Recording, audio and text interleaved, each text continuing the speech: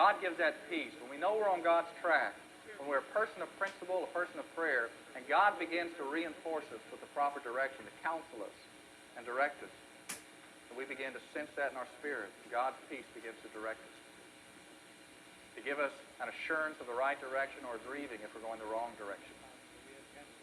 I came home years ago when I was associate pastor out in Virginia at Hopewell Baptist Church. Is that what it's called? Hopewell? Okay. It was in Hopewell, Virginia. I almost forgot the name of the church. I was an associate pastor there, and we had one child. And when you have one child who was a year and a half old at that time, you just want to build barricades around them and put them in a bubble because you're so afraid that anything and everything is going to happen to them.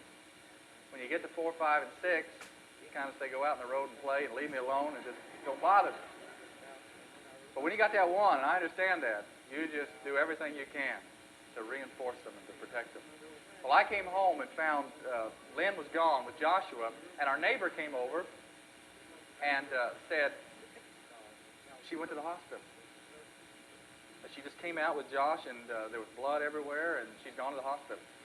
And so what do you do when that's the only information you got, and you're driving from your house to the hospital, and all these temptations are there to just let terror build up inside you? But in that moment, I went to God and said, God, I'm going to need some help here because this is scaring me. And I felt a tremendous sense of God's peace just enveloped me. And in that peace, I just couldn't see anything serious really having happened. And so by the time I got to the hospital and walked in, I felt just a total comfort. And I went over and I found them, and they were checking out after they had gone. They were sitting at the same station, I think, and getting ready to leave. And what had happened was Josh had fallen or done something and bit his tongue. And in biting the tongue, it had produced a lot of blood, and it looked real scary. By the time they got the blood cleared away and actually looked at it, it was really just a tongue bite in a certain pressure area that produced a lot of blood. It was scary. And so no stitches, no nothing. It just healed right back up, and he was fine. But God's peace was a guard to my heart at that time.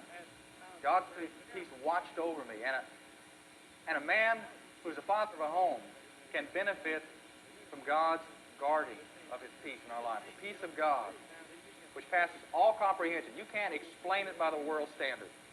But God speaks in a different way than the world understands and gives us a peace which the world does not understand, but God speaking to us, we do understand it.